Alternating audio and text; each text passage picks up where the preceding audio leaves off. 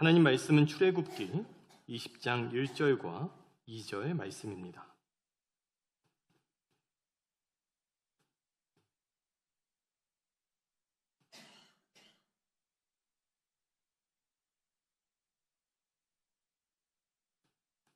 출애굽기 20장 1절과 2절, 구약 112면입니다. 우리 함께 읽도록 하겠습니다. 하나님이 이 모든 말씀으로 말씀하여 이르시되 나는 너를 애굽 땅 종 되었던 집에서 인도하여 낸 내 하나님 여호와니라. 아멘. 십계명에서 명은 목숨명입니다.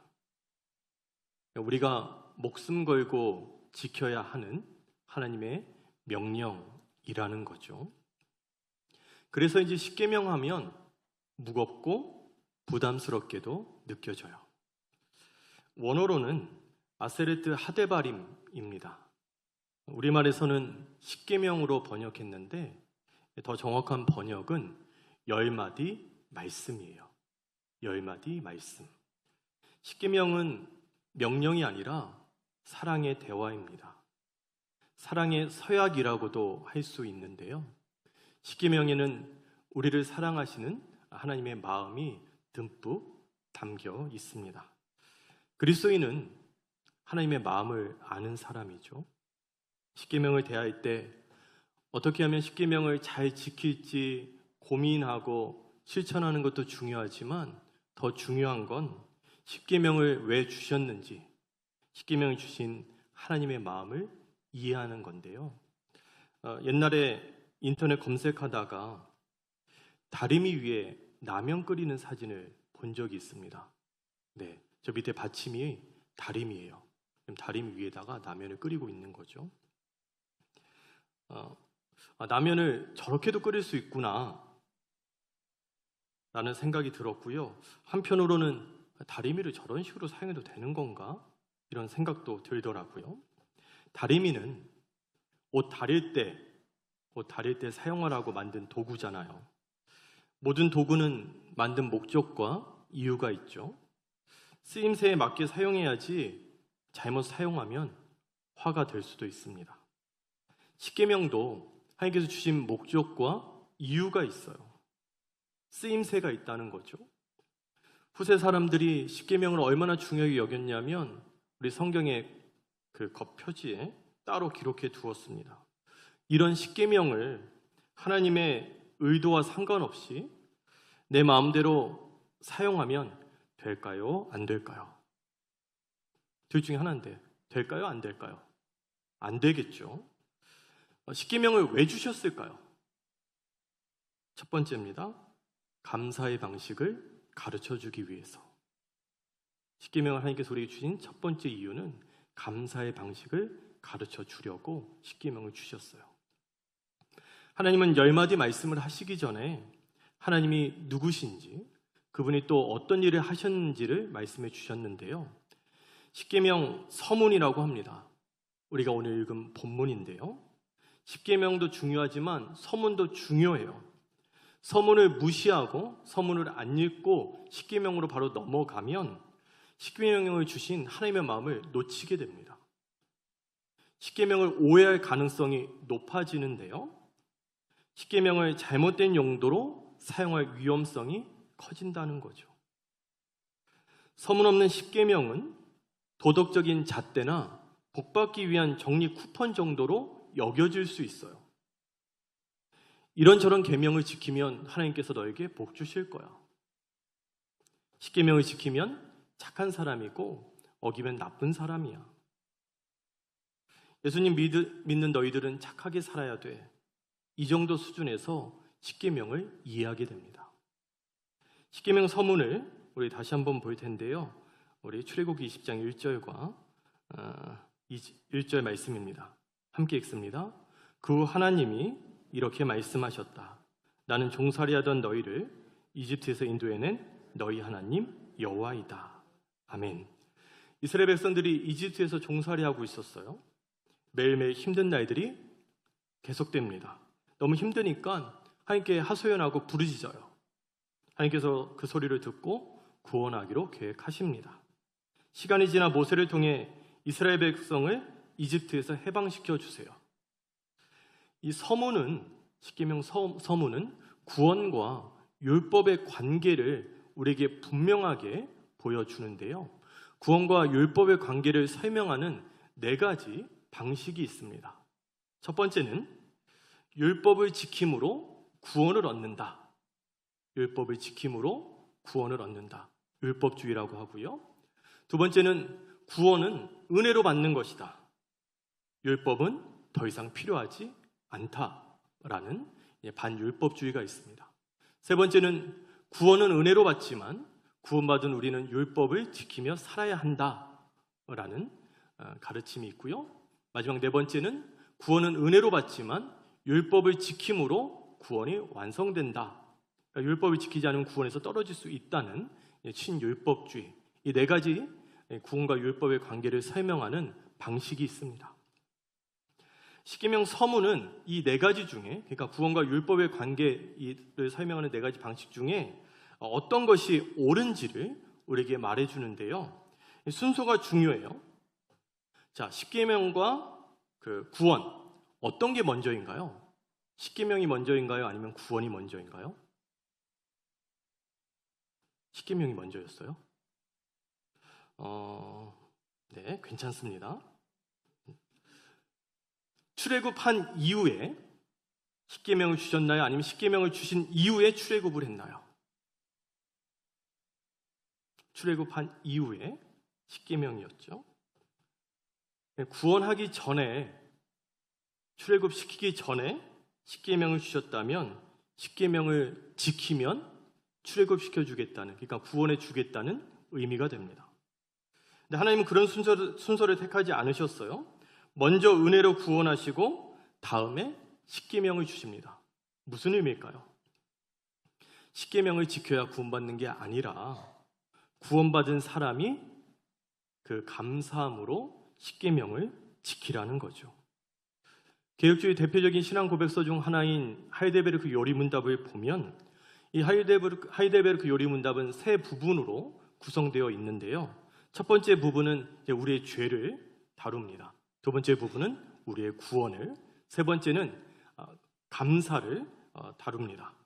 십계명은 이 3부분 중에 죄, 구원, 감사, 이 3부분 중에 어디에 들어가 있을까요? 대충 느낌적으로 지금 무슨 이야기를 하고 있는지를 따라가 보시면 아시겠죠? 감사에 들어가 있습니다. 십계명은 죄나 구원 부분에 포함되어 있지 않고요. 감사 부분에 포함되어 있어요. 하나님께서 우리를 구원하시고 죄에서 자유롭게 해주셨는데 어떻게 감사해야 될지를 가르쳐주는 10마디 말씀이 십계명인 거죠. 입으로만 하나님 감사합니다 하고 하는 게 아니라 10가지의 방식으로 우리의 삶으로 하나님께 감사를 표현하는 거예요. 이게 새로운 게 아니라 하이델베르크 요리문답이 1563년에 만들어졌으니까 적어도 한 500년은 된 겁니다. 우리가 하나님의 계명을 지켜야 돼요. 하나님의 말씀에 순종해야 됩니다. 복을 받기 위해서나 벌 받지 않으려고 순종하는 게 아니에요. 하나님은 우리를 종이 아니라 자녀로 부르셨거든요. 종은 혼나지 않기 위해, 쫓겨나지 않기 위해 주인에게 순종합니다. 자녀는 낳아주시고 키워주신 부모님의 그 은혜가 감사해서 순종해요. 우리도 그렇죠. 하나님의 은혜와 사랑이 너무 커서 감사해서 율법을 지키는 거예요. 신우이 안부 살간도 정탐. 무슨 말일까요? 신우이 안부 살간도 정탐. 십계명에 한 글자씩 따온 겁니다. 십계명 이제 외우기 좋으라고 따온 거예요. 그 다음 페이지를 보여주시면 너는 나 외에는 다른 신들을 두지 마라. 우상을 만들지 마라. 내 하나님 여호와의 이름을 망령되이 부르지 마라. 안식일을 기억하여 거룩하게 지키라. 내 부모를 공경하라. 살인하지 마라. 간음하지 마라. 도둑질하지 마라. 내 이웃에 대하여 거짓 증거하지 마라. 내 이웃의 집을 탐내지 마라. 신우이 안부 살간도 정탐. 십계명을 대할 때 우리가 어떤 마음으로 받아야 하냐면 한 계명 한 계명을 하나님의 은혜에 대한 감사의 표현으로 받아들이셔야 합니다. 하나님 외에 다른 신을 섬기지 않을 때, 안식일을 거룩히 지킬 때, 부모님을 공경할 때, 이웃이나 친구에게 진실을 말할 때 우리는 다양한 방식으로 하나님께 실제적으로 하나님 감사합니다 라고 표현하는 거예요. 올해 표어가 감사로 회복되게 하소서입니다. 감사일기 잘 쓰고 계시죠? 왜 대답이 없으신가요? 네, 대략 알고 있습니다. 감사 노트를 받으러 오시는 분을 제가 발견을 못하고 있기 때문에 지금쯤은 많이 오셨어야 되는데 네, 괜찮습니다. 오늘부터 다시 쓰시면 됩니다. 감사 회복을 위해서 우리가 감사 일기를 쓰고 있어요. 또 감사 회복을 위해서 뭘 하면 될까요? 우리를 구원해 주신 은혜, 우리에게 베풀어 주신 그 은혜에 대한 감사한 마음을 담아 십계명을 지키시면 되는 거예요. 이 십계명을 지키면 내가 복 받을 거야. 이 십계명을 지켜 내가 구원을 받아. 이런 관점에서 십계명을 지키는 게 아니라 하나님께서 우리에게 베풀어 주신 은혜가 너무나 큰데, 나를 구원해 주신 그 은혜가 너무나 큰데 하나님 앞에 감사합니다, 하나님 고맙습니다 표현하고 싶은데 어떻게 표현하는 거예요? 십계명, 그 계명을 하나하나 지킴으로 하나님께 그 감사를 실제적으로 표현하는 거예요. 우리가 십계명을 지킬 때 우리는 하나님께 감사를 고백하고 표현하게 됩니다. 두 번째입니다. 하나님께서 십계명을 왜 주셨을까요? 행복을 위해서. 누구의 행복일까요? 누구의 행복일까요? 네, 우리의 행복입니다. 나의 행복입니다. 성경은 온 우주를 하나님께서 지으셨다고 증언합니다. 6일 동안 창조하셨어요. 온 우주를 창조하시고 맨 마지막 날에 창조의 꽃으로 인간을 지으십니다. 대충 만들지 않으시고 그분의 마음과 사랑을 듬뿍 담아 지으셨는데요. 시편 8편 4절을 보면 사람이 무엇이기에 주께서 그를 생각하시며 인자가 무엇이기에 주께서 그를 돌보시나이까. 두 구절에 주목해 보려고 합니다. 그를 생각하시며 그를 돌보시나이까. 하나님께서 깊은 생각을 하시고 우리를 만드셨어요. 다른 번역 성경을 보면 생각을 하시고 이 부분을 마음을 쓰시고 라고 번역하더라고요. 하나님께서 우리 한 사람 한 사람을 지으셨는데 대충대충 만든 게 아니라 정말 마음을 쓰셔서 만든 게 우리라는 거예요. 우리 옆에 분들 바라보시겠습니다. 우리 옆에 분들이 대단한 분들이에요. 하나님께서 마음을 쏟아서 정성을 쏟아서 만든 분들이에요. 시편 8편 4절 하반절을 보면 주께서 그를 돌보시고, 이 돌봄이란 단어에는 하나님의 사랑이 담겨 있어요. 하나님께서 사랑을 듬뿍 담아 우리를 지으셨다는 거죠. 우리 한 사람 한 사람이 하나님 보시기에 참 소중한 사람입니다. 하나님께서 우리 인간을 디자인하시고 우리가 행복하게 살기를 바라시면서 우리에게 행복하게 살 수 있는 매뉴얼을 주셨는데 그게 율법이고 십계명입니다. 복음주의 대표 신학자인 제임스 패커는 그의 책 십계명에서 이렇게 썼어요. 들어보세요. 우리의 육체는 복잡하지만 마음과 영혼은 훨씬 더 복잡하다. 우리에게도 창조자의 사용 설명서, 즉 어떻게 살아가야 하는지 그 방법을 요약한 설명서가 있다. 그 설명서가 바로 십계명이다. 만족스러운 삶으로 이끄는 기본적인 행동 방식은 십계명에 나와 있다. 하나님의 은혜로 우리를 구원하시고 변화시키는 이유도 바로 이렇게 살도록 하기 위해서다. 십계명이 우리 삶을 위한 매뉴얼이라는 거죠. 신명기 10장 13절 말씀입니다. 함께 읽도록 하겠습니다. 시작.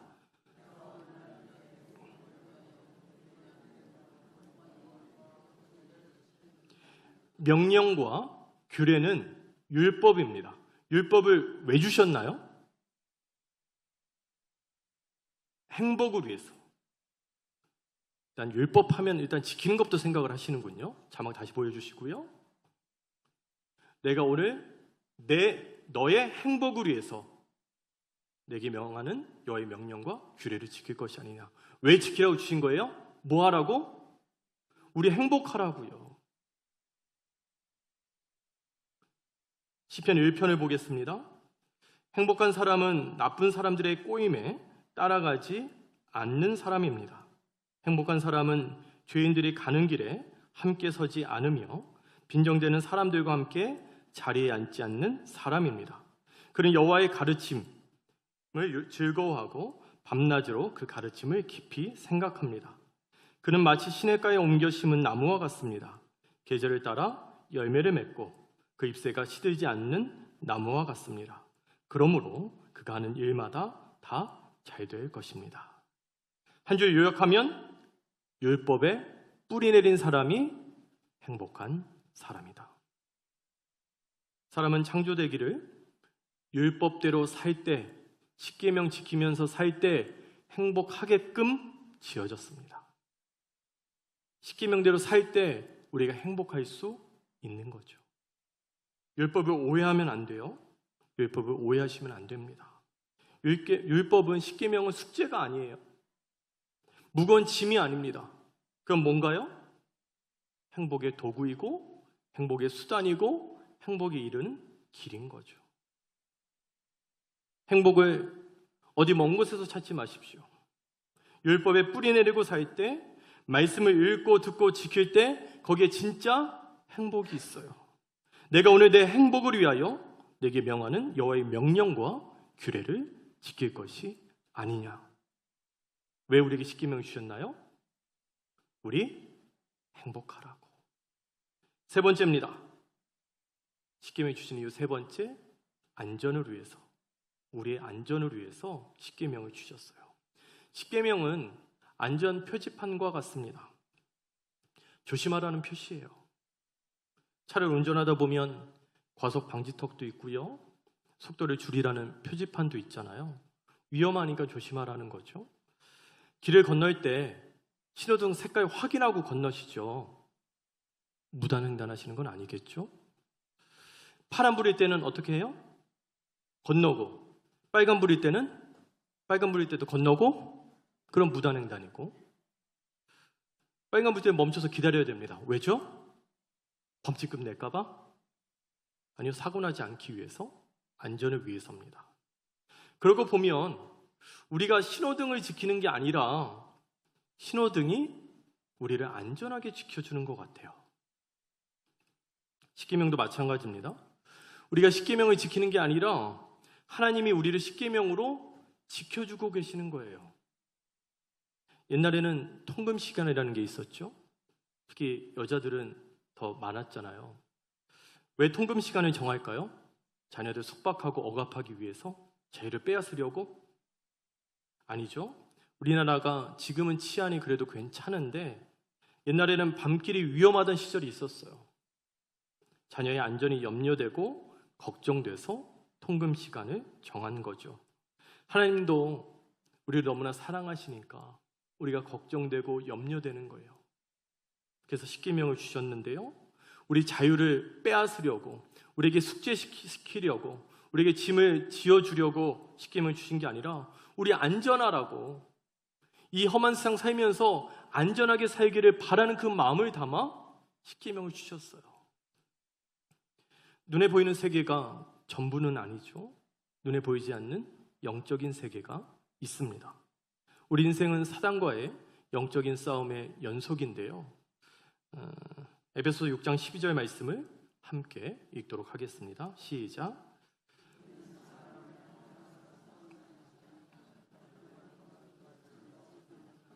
악한 영들인 마귀들을 대항하여 싸우고 있습니다.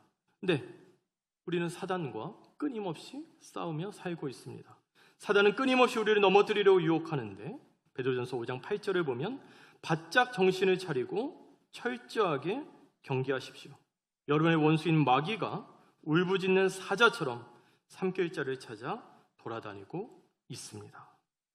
사단의 목표는 믿는 우리로 하여금 믿지 않는 사람과 다를 바 없는 삶을 살게 만드는 거예요. 예수님을 믿지만 집 한 구석에 거의 모셔뒀던 성경책 툭툭 털어서 주일에 교회 오는 것 외에는 다른 게 없다면, 예수님을 믿는데 믿지 않는 사람과 가치관이 동일하다, 예수님을 믿는데 삶의 방식이 똑같다, 예수님을 믿는데 하늘의 소망은 전혀 없고 땅의 소망만 가득하다. 예수님을 믿는데 하늘의 것에 만족을 누리는 것은 전혀 없고 땅의 것에서만 만족을 누린다. 예수님을 믿는데 하늘에 보아 쌓는 일에는 전혀 관심이 없고 땅에 보아 쌓는 일에만 관심이 가득하다. 십계명은 예수님 믿는 우리가 이렇게 살면 안 되니까 가이드라인으로, 삶의 울타리로 주신 거예요. 너희들 이렇게 살면 안 돼. 이렇게 살면 너희가 세상의 가치관과 방식을 따르지 않고 하나님 나라의 방식대로 살게 될 거야. 이 마음을 담아서 우리에게 십계명을 주신 거라고요. 1계명, 나 외에 다른 신을 섬기지 마라. 한눈 팔지 마. 한눈 팔면 위험해. 다쳐. 염려되어서 우리의 안전을 위해서 그 10마디 말씀을 우리에게 주신 거예요. 십계명 우리에게 왜 주셨나요? 우리의 안전을 위해서. 험한 이 세상 가운데서 우리가 안전하게 살기를 바라시면서, 우리가 믿음 잘 지키면서 안전하게 그 생활하기를 바라시면서 우리에게 십계명을 주셨습니다. 말씀 정리합니다.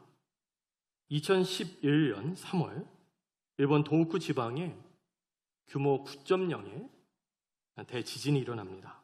이 사건으로 사망자가 15,894명, 실종자 2,500명, 부상자 6,000명이 발생해요. 특히 미야기현과 이와테현이 가장 큰 피해를 입었는데요. 이와테현 북부의 한 작은 마을은 기적적으로 거의 피해를 입지 않아요. 과거 2차례나 쓰나미로 큰 피해를 입었던 마을인데요. 1896년 15m가 넘는 초대형 쓰나미 피해로 1,000명이 숨졌었고요. 1933년에는 쓰나미로 600명이 숨지는 비극을 겪었던 마을입니다. 그런데 이번에는 재앙이 기적적으로 비껴간 거예요. 그리고 이 기적의 중심에 와무라 고토쿠라는 한 사람이 있었습니다. 1933년 쓰나미 때 극적으로 살아남은 아이인데요. 이 아이가 자라서 이 마을의 촌장이 됩니다. 과거 2번의 참상을 늘 마음에 두고 있었던 이 촌장은 높이 15m 이상의 방조제와 수문을 이제 건설하기로 결정했는데 반대가 너무 심한 거예요. 공사에 막대한 비용이 드니까 그건 예산 낭비다, 안 된다 라는 반대의 목소리가 컸습니다. 마을의 한 주민은 그 많은 돈을 쓸데없는 데 낭비한다, 이렇게 비판을 했어요. 와무라 촌장은 포기하지 않고 수십 년간 정부와 지자체를 설득한 끝에 막대한 예산을 쏟아부어서 높이 15.5m의 방조제와 수문을 건설합니다. 와무라 촌장은 1997년 세상을 떠났고 마을 주민들은 그를 고집쟁이였다고 손가락질했어요. 그리고 2011년 3월 11일 동일본 대지진이 일어나 14m의 초대형 쓰나미가 몰아쳤지만 15.5m의 방조제 덕분에 그 마을 사람들은 다 살 수 있었습니다. 십계명을 지키자고 하면 3,500년 전 유목민으로 살던 이스라엘 백성에게 주신 계명이 오늘 사는 나와 무슨 관계가 있냐고, 4차 산업혁명 시대를 살고 있는 우리에게 어떤 의미가 있냐고 반문하기도 합니다. 우리 시대에 무슨 고리타분하게 십계명 타령이냐며 무시하기도 하고 부정적으로 받아들이기도 합니다. 그런데 후다이 마을의 방조제가 쓰나미로부터 마을 주민들을 지켜준 것처럼 결국은 십계명이 우리 신앙을 지켜줄 겁니다. 지금까지 그래왔고 앞으로도 그럴 거예요. 칼은 누구의 손에 쥐어지냐에 따라 좋은 게 될 수도 있고 나쁜 게 될 수도 있잖아요. 음식을 만들고 과일을 깎을 때 칼을 사용하는 건 잘 사용하는 거죠. 강도의 손에 있는 칼은 흉기가 됩니다. 율법은 좋은 거예요. 십계명은 좋은 겁니다. 그런데 강도가 칼을 들고 협박을 하듯이 하나님께서 율법을 들고 우리를 협박하시는 분으로 오해하면 율법은 나쁜 게 됩니다. 율법을 어떻게 보느냐에 따라 하나님에 대한 우리의 관점도 바뀌게 되는데요. 하나님께서 우리를 속박하고 우리의 삶을 통제하기 위해서 우리를 괴롭히려고 우리에게 숙제나 내주려고 율법을 주셨다고 생각하면 하나님은 무섭고 고지식한 분이죠. 그러나 하나님께서 우리의 안전을 걱정하시고 우리의 행복을 위해서 우리에 대한 깊은 사랑으로 율법을 십계명을 주셨다고 생각하면 하나님은 무서운 분이 아니라 잠시 친절하시고 배려가 많으시고 사랑이 넘치는 분이십니다. 한 가지 질문으로 오늘 말씀을 마무리하려고 합니다. 우리 성도님들에게 하나님은 어떤 분이신가요? 우리 함께 찬양하고 기도하는 시간 갖도록 하겠습니다.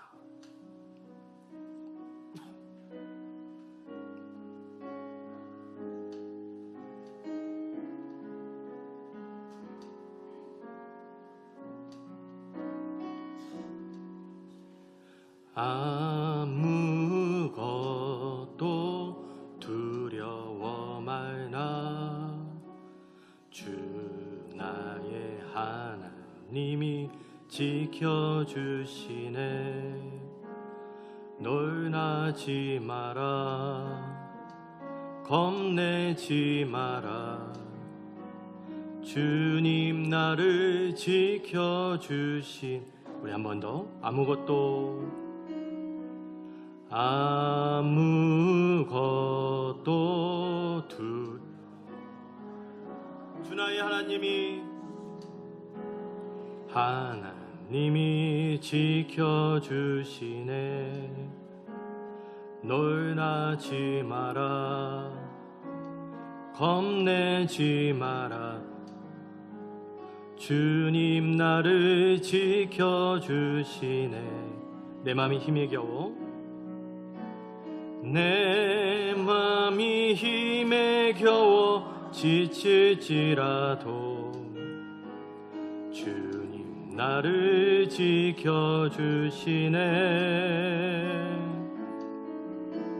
세상의 험한 풍파 몰아칠 때도 주님 나를 지켜주시네.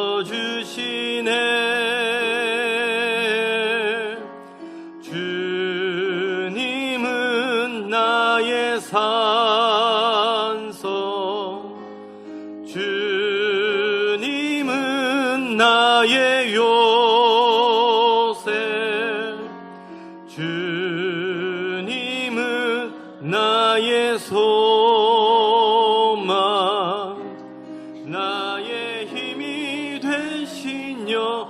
우리 한 번 더 찬양합니다. 아무것도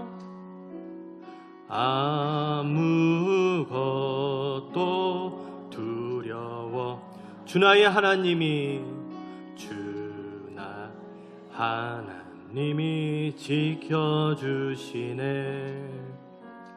놀라지 마라 겁내지 마라 주님 나를 지켜주시네. 주님 나를 지켜 내 맘이 힘에 겨워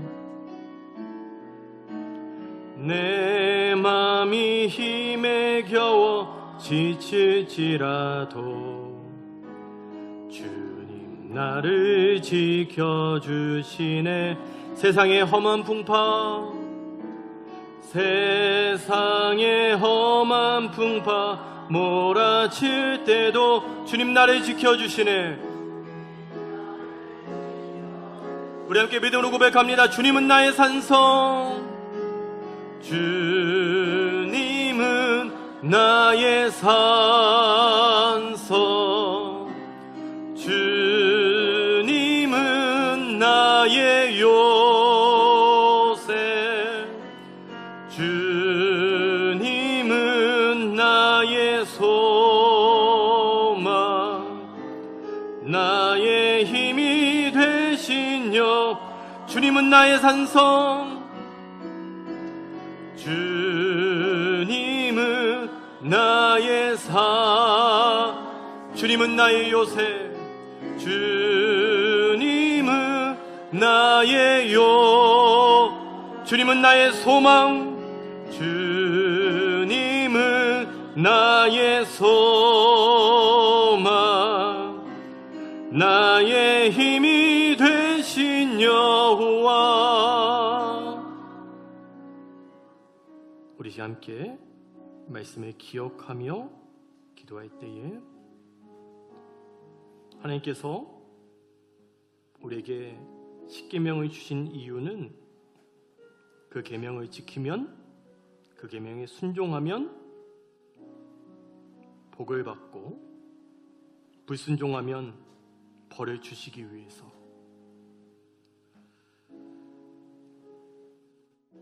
십계명을 지키면 우리를 구원하시고 불순종하시면 구원을 받지 못하게 하기 위해서 우리에게 주신 것이 아니라, 우리를 구원하시고 우리에게 은혜를 주시고 우리로 하여금 하나님 앞에 감사의 방식으로 이렇게 감사라고 십계명을 주셨습니다. 우리 행복하라고 험한 이 세상에서 우리 안전하게 살기를 원하는 주님의 마음을 담아 이 10마디 말씀을 우리에게 주셨어요.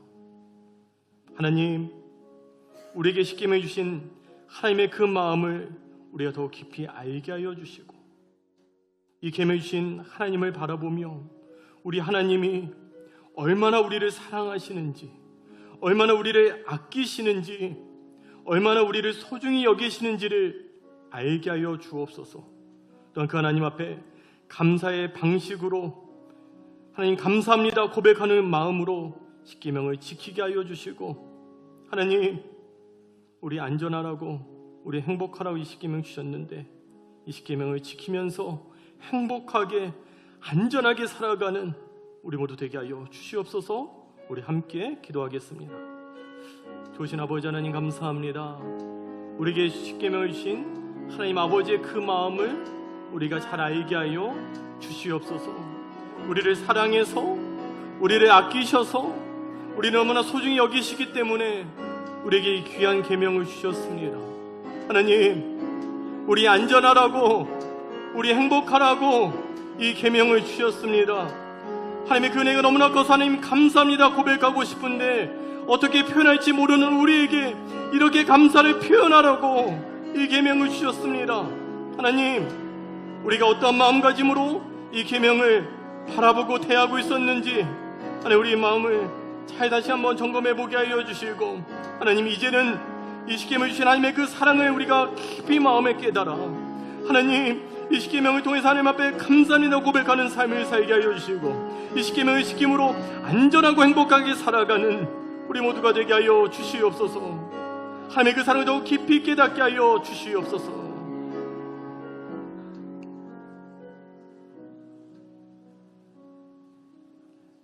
좋으신 하나님, 감사합니다. 우리를 너무나 사랑해서, 우리를 너무나 아끼시고 우리를 소중히 여기시기 때문에 우리에게 십계명을 주신 하나님의 마음을 우리가 깊이 알게 하여 주시옵소서. 우리에게 베푸신 은혜가 너무나 커서 하나님 앞에 감사를 고백하고 싶은데 어떻게 표현해야 될지 모르는 우리에게 이렇게 감사를 표현하라고 십계명을 주셨습니다. 하나님, 이 십계명을 지킬 때마다 하나님 감사합니다라는 그 고백을 담아 지키게 하여 주시옵소서. 또는 우리의 안전과 행복을 위해서 하나님께서 우리에게 십계명을 주셨습니다. 이 십계명을 지킴으로 하나님이 주시는 그 행복을 날마다 누리게 하여 주시고 험한 이 세상 믿음으로 안전하게 살아가는 우리 모두 되게 하여 주시옵소서. 감사드리며 예수님의 이름으로 기도드립니다. 아멘. 하늘에 계신 우리 아버지여, 이름이 거룩히 여김을 받으시오며 나라의 마옵시며 뜻이 하늘에서 이룬 것 같이 땅에서도 이루어지이다. 오늘날 우리에게 일용할 양식을 주옵시고 우리가 우리에게 죄 지은 자를 사하여 준 것 같이 우리 죄를 사하여 주옵시고 우리를 시험에 들게 하지 마옵시고 다만 악에서 구하옵소서. 대개 나라와 권세와 영광이 아버지께 영원히 있사옵나이다. 아멘.